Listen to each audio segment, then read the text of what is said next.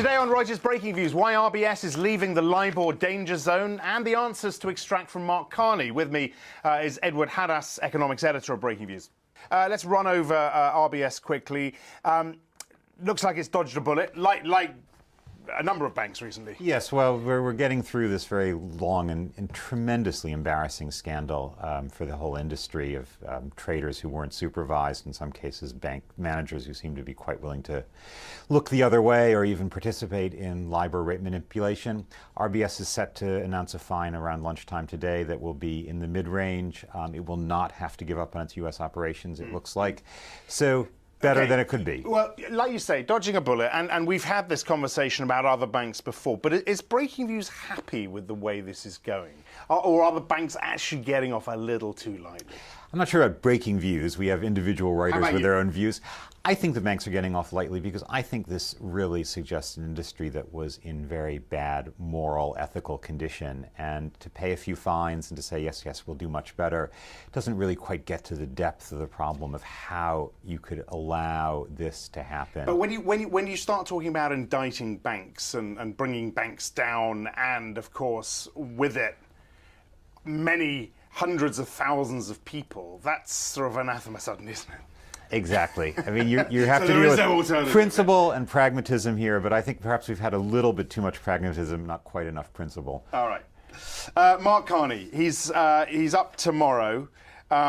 He's got a lot to prove, and it seems to me people think he's ready to put on a bit of a show. Well, this seems to be the idea. He's been opening his mouth and saying a lot of fairly daring things for a central banker. I suppose the one thing I would like the man to say, you know, he's coming in from Canada, fresh new look, high pay. I'd like him to say something quite different from what central bankers seem to be saying these days. I'd like him to say, actually, there's not much we can do. Central bankers are doing what they can, and there are a lot of risks, and can we please be more modest about expectations? I don't think he's going to say that, though. We just put the 5 questions up on screen that you would like him to answer. The one that interests me actually most, I think, and it's because this was quite a theme when I was in Davos this year, is political independence.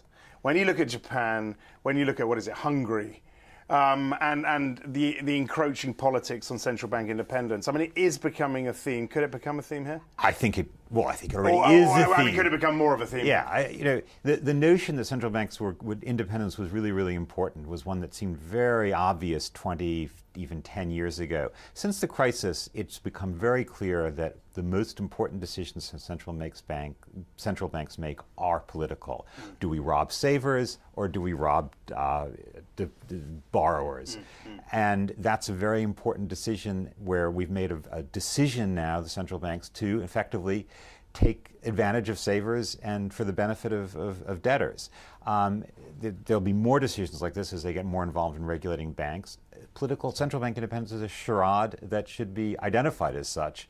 And I wonder what Carney will say, but I doubt he'll be nearly as bold as I just was. A year from now, are we going to be impressed with Carney?